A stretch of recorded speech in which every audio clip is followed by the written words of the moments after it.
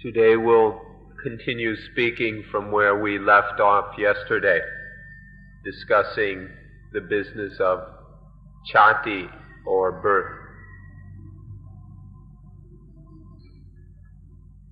This kind of birth isn't the kind of birth that is a coming out from the mother's womb. This birth is a mental kind of birth. It's like the birth of a spirit or a ghost. So we could call it a spiritual birth. It has nothing to do with physical birth. The physical birth from the mother's womb, it happens just once in a lifetime and then it's over with.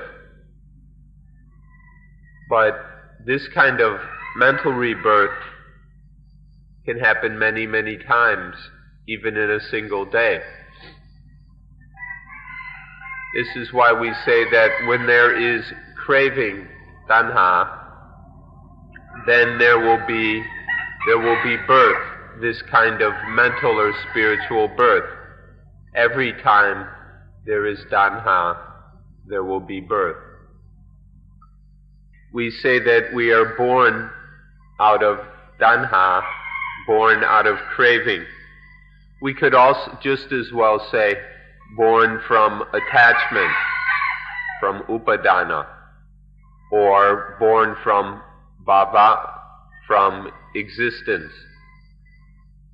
As we explained yesterday, birth arises out of all of these, but we most often say born from craving. This is the traditional way to express it. And craving is called Pono Bhavika. Pono Bhavika. Which means to leading towards birth, leading to birth, to new birth. So this birth will always occur if there is tanha, craving. When there is craving, it leads to birth, and so there's looking or searching for a place to be born, for a birth. And then from craving, there's upadana, that sense of I and mine. And then there's bhava, existence. And then the ego is developing, and then the ego is born in some way or another. And so this is chat, or chati, which inevitably follows upon tanha, upadana, and bhava. And so we say that every birth is dukkha, every time there is birth, then there is suffering. Because this is the birth of an ego. When ego is born in this way, then within that birth there are all the problems we can experience. There are all the burdens of life within that birth. And so if birth is all the problems and all the burdens of life, it's quite natural to say that every birth is dukkha. But this is something not to learn from books or from other people's words. It's a fact that we must learn within ourselves by observing how this occurs within ourselves. Because we don't know this, however, because we haven't learned this fact, then we keep on getting born. The ego keeps getting born over and over again. And so we keep falling into dukkha. We're unable to prevent dukkha because we haven't learned this fact yet. When birth is the condition, then all the different forms and kinds of suffering occur. All the forms of suffering like getting old, dying, all kinds of sorrow and fear and everything, all of these only occur once there is birth as the condition. One of the secrets of this, that nobody notices, by the way, is that as soon as there is this birth of the ego, as soon as this ego exists, then it takes everything that exists naturally as mine. All the things that occur naturally are then are accumulated or grabbed up by the ego. And so things like getting old, becoming sick, and dying, which are just natural phenomena, are claimed, are identified by the ego. And so it becomes my getting old, my sickness, my death. In this way, all this dukkha arises. And all kinds of natural activities, just kind of actions within the body and mind which occur naturally, are taken to be mine. Things such as physical pain or mental pain, suffering, sorrow, despair. These are just naturally occurring things. But when chati has occurred, these are all taken to be mine. And so they create great suffering. Or when we are separated from the things we love, the things we like, or then when we have to endure things we don't like, when we have to live with and experience things we don't like, or then when liking things and not getting those things that we want, these all become suffering. These are all just natural things. That's just the way it goes. Being separated from what we like, enduring what we don't like, and not getting what we want. This is just the way it goes in the world. But if we attach to this all as mine, then there are problems for us. And so we summarize all the dukkha by saying that dukkha is attaching to anything as I or mine. Whenever there is the least bit of attachment to something as I or mine, then there is dukkha. Or we could state it in this formula: the birth of ego is the birth of suffering. This is something that must be experienced within our own hearts and minds. It's something we have to feel within ourselves. It's not possible to learn this from books. You can't get this kind of understanding merely by reading books. We have to look inside ourselves, observe what happens within our own minds, until we know what upadana is.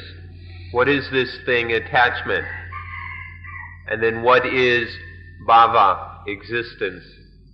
And then what is the chati, the birth, that follows on the bhava? And then, so we see all these stages of the ego. When we see this clearly within our own experience, this is the only way to understand this heart. These things are the heart of Paticca Samuppada. And the only way to understand this heart of Paticca Samuppada is by looking deeply into our own inner experience. Next, we'd like to look and see how this stream of Paticca Samuppada occurs in daily life, how this happens in each and every day of our ordinary life. It begins with what we call the inner ayatana. Ayatana, which are things that experience. And the inner ayatana are the eyes, ears, nose, tongue, body, and mind. And then the nervous system associated with that. We have these 6 inner ayatana, and then there are outer ayatana, which correspond with the inner ones. So there are forms, things that are seen, sounds, smells, tastes, physical sensations or touches, and then mental experiences. When the inner ayatana and the outer ayatana strike each other or collide, then there arises vijnana. And there are 6 kinds of vijnana: eye vijnana, or eye consciousness, ear consciousness, nose consciousness, and so on. We can give an example starting with the first pair. First, there's the eye, and then there's the sight or form. These collide. The light waves or whatever strike the retina. And then eye consciousness comes in. These 3 together we call paticca, or contact. This is how it all starts. If these 3 things, the eye, the sight or form, and eye consciousness come together and are functioning together in the same action. If they're functioning together, we call this paticca, which can be translated contact or sense impression. These 3 things working together. There are 2 levels or stages to this paticca.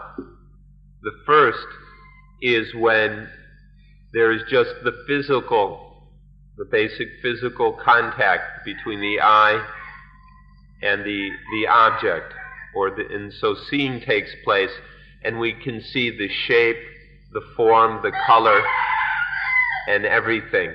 But this is just a very basic seeing.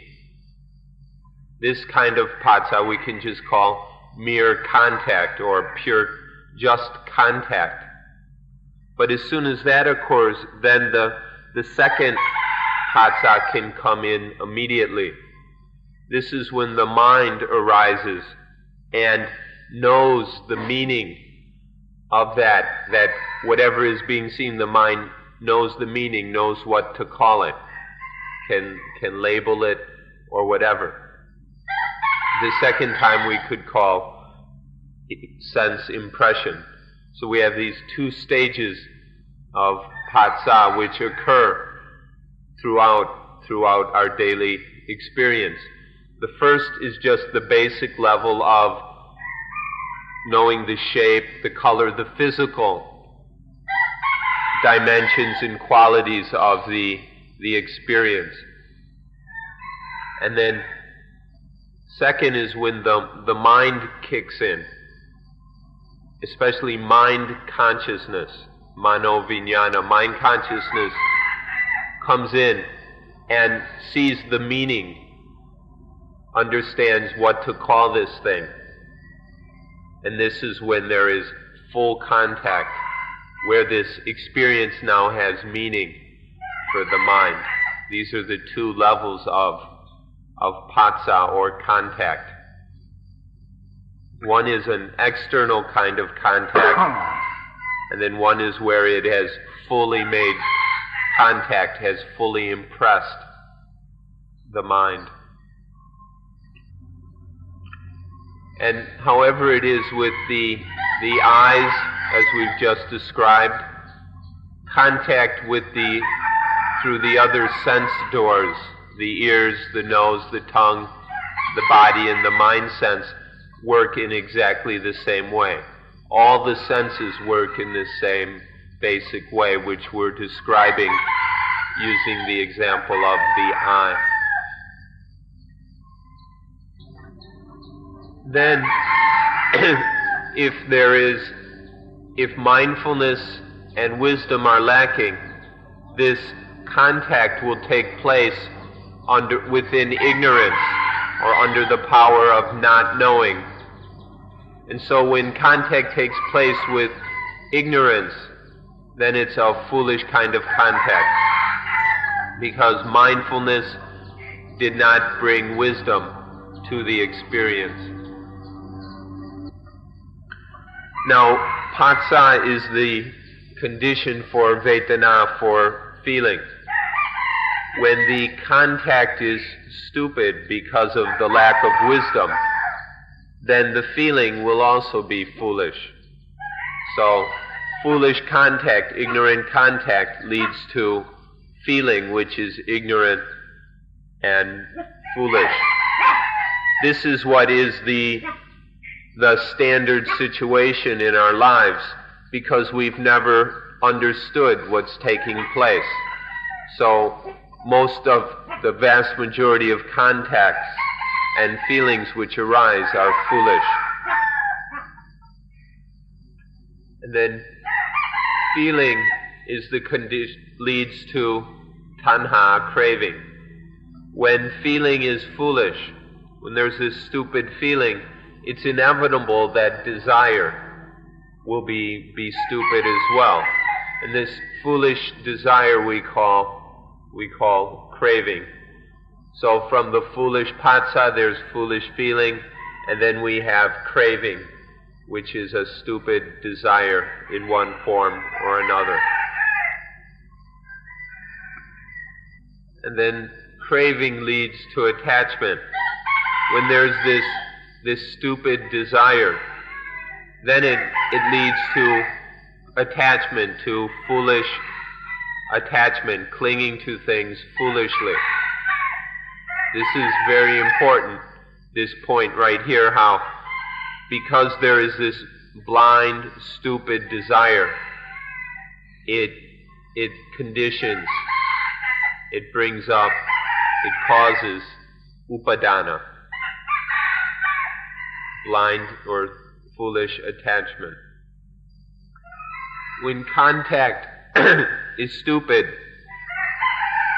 it brings up stupid feeling, and then stupid feeling brings up craving, and then when there's this craving that brings up, this stupid craving brings up attachment, which is also stupid. So it's stupid, stupid, stupid, stupid. From step to step to step, it's all happening foolishly. This condition of stupidity in all these stages must be observed until seen clearly. Therefore, the ego, the self, the soul, whatever we call it, is a product of stupidity. The arising of self, of ego, comes out of this process, this flow of stupidity.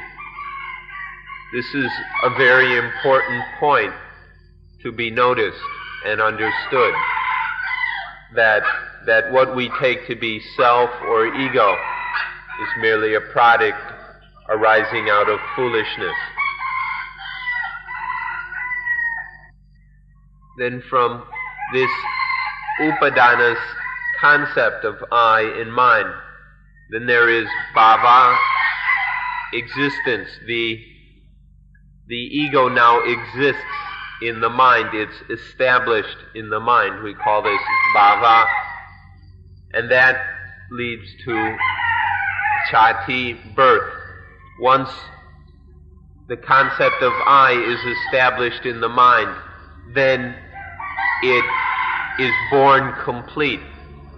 The ego is born out as I, as ego, as I am, which we call chati, birth.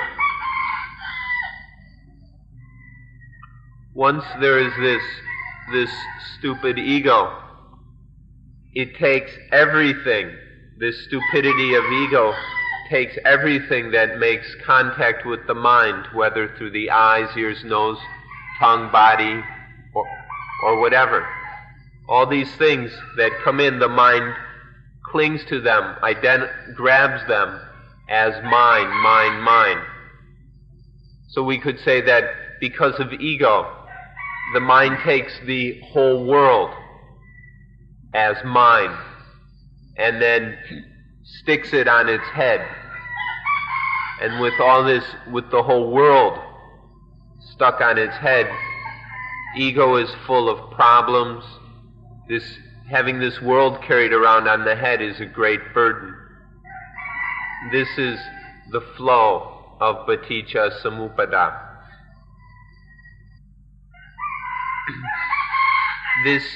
Does this flow of Paticca Samuppada occur in my life?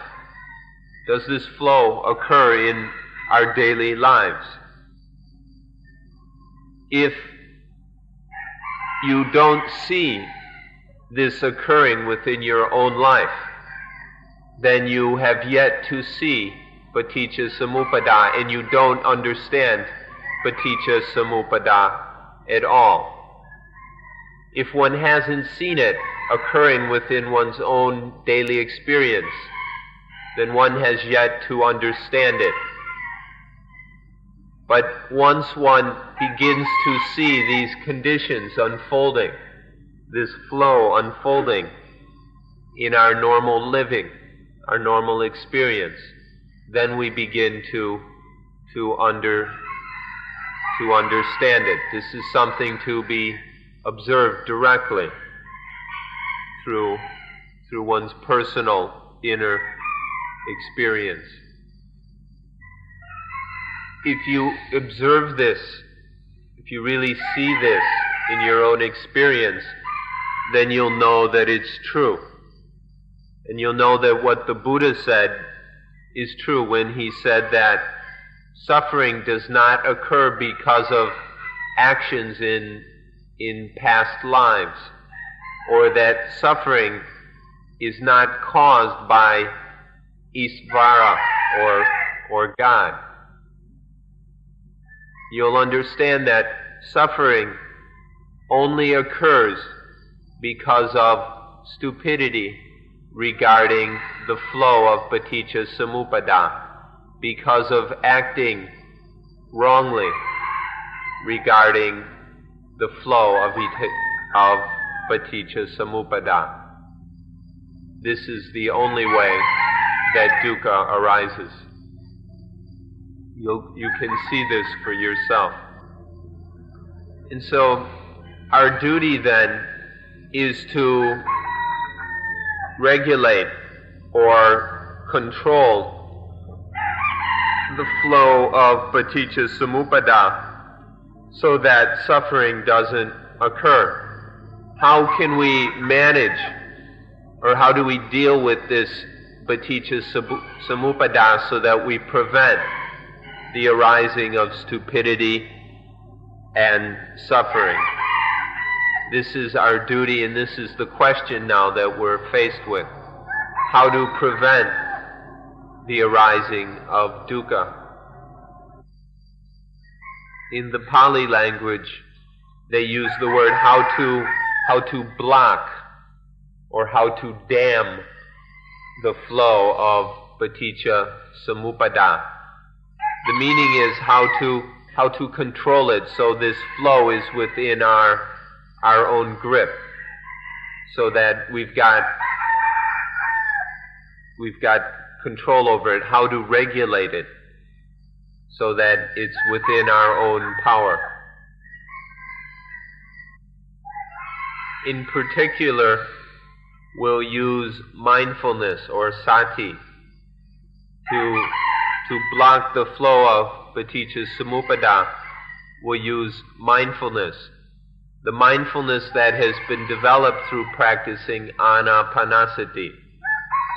Through correctly practicing mindfulness with breathing, mindfulness is developed. It's a result of anapanasati practice. And then we use that mindfulness to block the flow of Paticca Samuppada.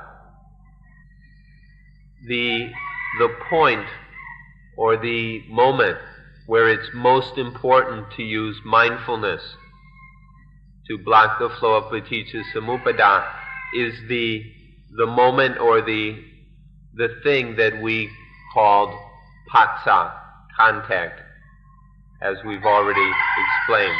This is the point where we need mindfulness the most. We need mindfulness to regulate, to govern phassa so that it doesn't become foolish and stupid. However, we don't have much mindfulness. We've never paid attention to being mindful. We haven't developed and trained mindfulness. So we don't have the mindfulness to regulate phassa. This is our problem. We need mindfulness, but we don't have it. And so contact is generally stupid because we lack the mindfulness to govern it, to regulate it. What we call sati, mindfulness. Sati has the meaning of speed. Sati has the same root. It's basically the same word as the word for arrow, which back in those days was fast. One of the fastest things they had around was an arrow. Sati was that which was quick and fast. Actually, it's faster than an arrow. It's more like lightning bolts or lasers or things like this. Sati is this speed which can bring wisdom, bring knowledge. Any knowledge and understanding that we have can then be brought to the contact by sati, so that the contact is governed by wisdom, by correct understanding, rather than by ignorance. Sati, if it's going to work usefully, must have wisdom and understanding to bring to the contact. If there's no understanding to deliver, then sati works for nothing. But if sati also brings wisdom, correct understanding, we have actually lots of words for this in Pali. We've got panya, intuitive wisdom, or we have jnana, insight knowledge, or vicha, correct knowing. All of these, or any of them, whatever, if they're there to be delivered by sati, then there's no problem at phassa. Now the question arises, where does this intuitive wisdom, these jnana and vicha and panya, where do they come from? They can be developed completely through the practice of anapanasati. In practicing mindfulness with breathing, sati is developed. Then understanding, correct understanding is developed. Also what we call sampajanya, which is the specific application of wisdom. And then samadhi, the mind that is firm, clear, focused, active. All of these are developed through anapanasati, so we can have all of these four necessary tools. If we have these four, they're at phassa. If they've been developed, then they can all function and do their work at the moment of contact. And then contact is not foolish. We can even call it wise contact. And then any feeling that occurs will be wise. It won't be stupid in the least bit. Any wanting coming regarding that feeling will be wise. It won't be foolish craving. And then if there is the upadana, will not be stupid. If there is upadana, any kind of attachment there, it will be wise attachment. In this way, by having mindfulness bring correct wisdom, bringing correct understanding, none of this is stupid anymore. It's all wise. And so there's no more stupidity from contact to feeling to craving to attachment and so on. So that's not even craving, it's just wise want. Now we shouldn't overlook a very natural low level of wisdom that occurs almost instinctually, because this is quite useful and valuable. And it's, for now, what most of us have to work with. This basic level of wisdom, a kind of natural instinctual wisdom, is when we make a mistake at patsa, and there's foolish patsa, foolish feeling, attachment, ego, and then dukkha. The mind doesn't like this dukkha. It's chastened by this dukkha. And it learns a lesson there. This lesson of suffering chastens the mind, and then it's afraid to do that again. This too is a kind of wisdom when the mind is chastened by dukkha. And we shouldn't overlook this, because this instinctual kind of understanding can be developed and can be quite useful. Even animals have this kind of wisdom. They can learn lessons like this, but it's not sufficient. Then there are certain difficulties regarding sati also. We should take note of these. Often sati isn't fast enough. It's not right in time, not just in time at the moment of contact.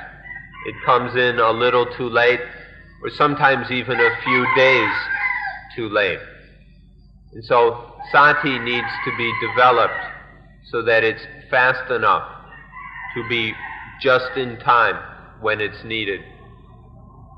Otherwise it can't bring wisdom in at the moment that wisdom is needed. So now we have mindfulness and we have wisdom. So when there is contact, mindfulness is fast enough to get wisdom and bring it right where it's needed. The particular wisdom that sati brings for this specific contact we call sampajanya. Of all wisdom that is all the understanding possible, the specific knowledge needed to govern contact we call sampajanya. So sati brings that particular wisdom to the contact, and then this sampajanya acts to regulate the contact so that nothing foolish occurs. Now wisdom is vast. There are all kinds of knowledges and things to know. Sati has to know how to choose the right wisdom to bring it to the contact. This specific wisdom is then sampajanya. Wisdom in general is called panya. It's the same as a medicine chest that you have in your house, full up with all kinds of different medicines. When there's an illness, we need to choose the right medicine for the specific situation. You don't take out the whole medicine chest. Use the specific medicine or drug or whatever that's called for. Or it's like we have a huge arsenal full of all kinds of different weapons.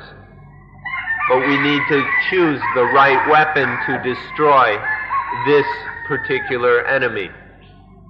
And so this is how it works.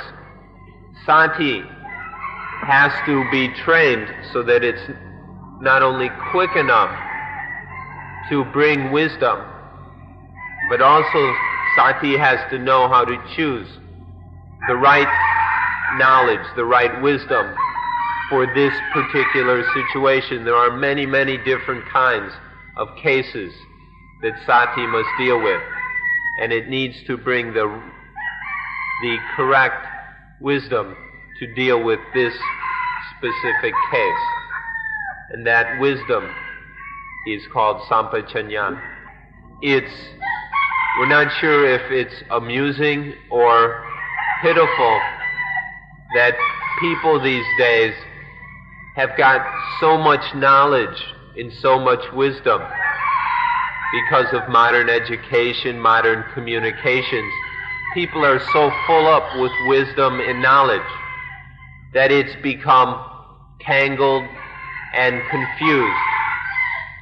It's not only all mixed up together, but it's also excessive.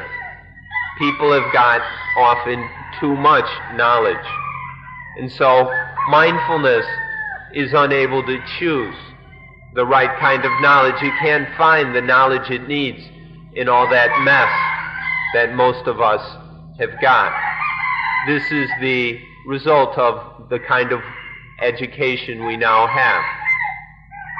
So those who are searching for knowledge, please improve your way of seeking knowledge so that the knowledge and wisdom that is developed is in a form that can be used, so that it's not excessive, so it doesn't get all tangled up and become just a big unusable mess of facts and everything that doesn't do us any good.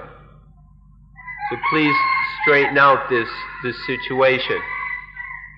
Anapanasati is something that can help us to do so, to develop both mindfulness which is fast enough and accurate, as well as knowledge which is correct, practical, and which we can use where it's needed. You can see for yourself that now the education systems we have are truly marvelous. They're huge. Universities all over the places, thousands, tens of thousands of universities scattered around the world, and schools all over the place. You can see that the result is we have enormous knowledge. We've learned so many, many things. But in examining this, you can also see quite clearly that all these universities, all these schools, and all this knowledge that we've got has yet been completely unable to bring peace. We've got all this knowledge, but it seems it's just about useless in bringing peace to the world. So something funny is going on. We've got this knowledge, but it's not able to bring peace. It doesn't include training in mindfulness. And this knowledge isn't correct. It doesn't help individual people to solve their problems. All this knowledge we've got doesn't help us to deal with the problems of daily life. And so we're unable to prevent suffering. And so if we can't bring peace to individuals, if individuals can't get free of their individual suffering, how can we bring peace to the world? If the individuals aren't at peace, how can we find peace on a world scale? This is just a clear example of how all this knowledge, this tangled knowledge, can be practically worthless for dealing with the real problems in life. Instead, all this knowledge is just used to create newer things, bigger things, inventing more fancy, more enticing things. And so often, not only does this knowledge that is a result of modern education, not only does this knowledge often fail to solve our problems that we've already got, this knowledge also is used to create new problems. This is an example to point out the need for proper mindfulness and proper knowledge that can really help us.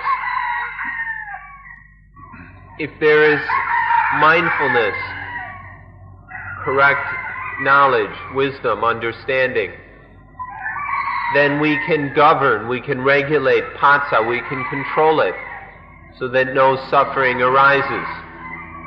If people in this world understood this, knew this, then people would not suffer. And if there was no suffering in individual lives, then peace would not disappear.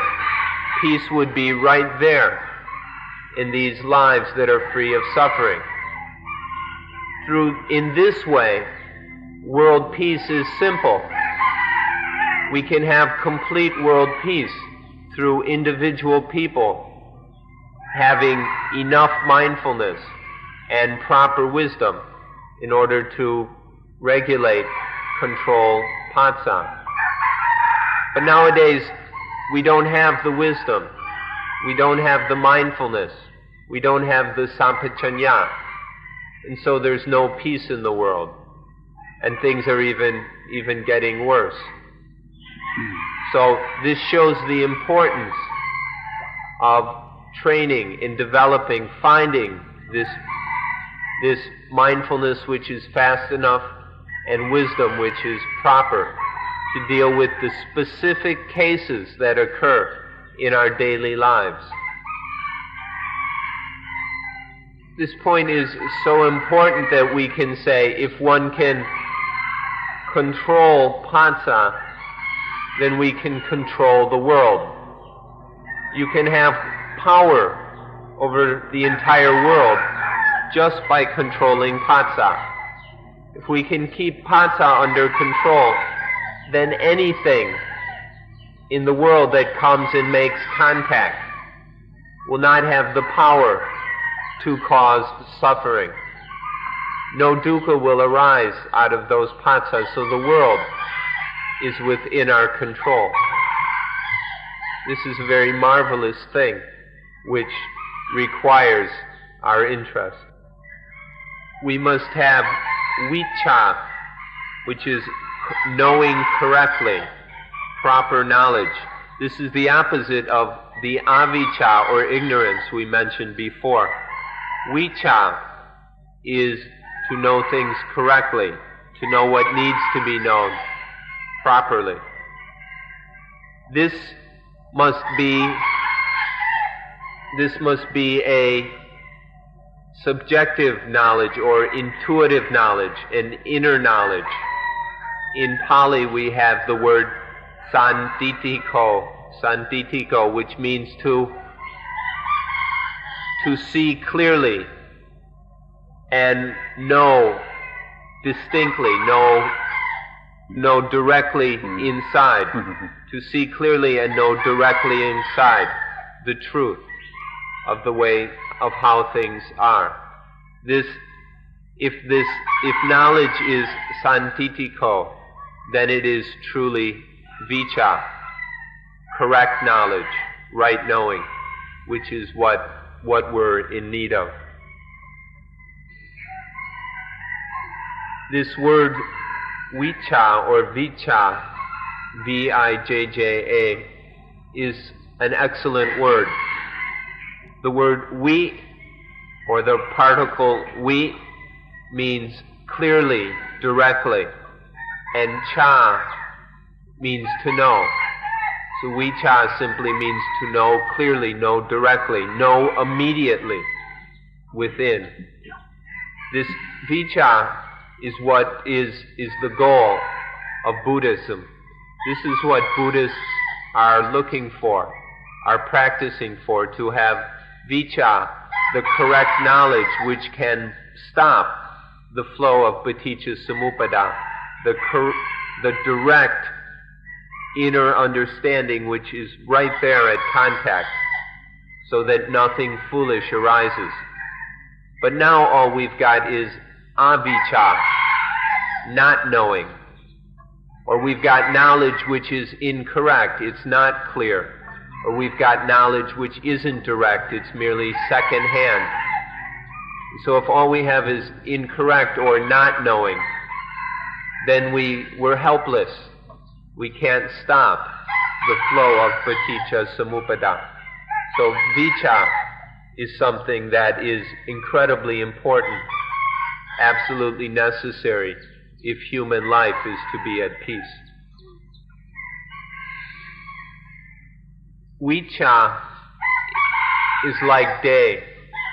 Avicca is like light, is like night, is like the darkness. Vicca and avicca are opposites in this way, like day and night. But there's another word, sunlight, aloko. Sunlight, aloko, is another synonym for vicca. And there are many words like this which are all synonyms for correct knowing. There's panya, intuitive wisdom, vicca, aloko, sunlight, which are all specifically meaning this knowledge which is direct, clear, and sufficient. It has to be complete enough to do its job. So, in summary, vicca is what blocks or controls, regulates the flow of Paticca Samuppada through the power of sati. Through mindfulness, correct knowledge stops the flow of Paticca Samuppada, regulates it, so that there's no dukkha. This is the summary of what we've been talking about today. And since it's going to rain, so we'll end today's talk at this point and continue again tomorrow.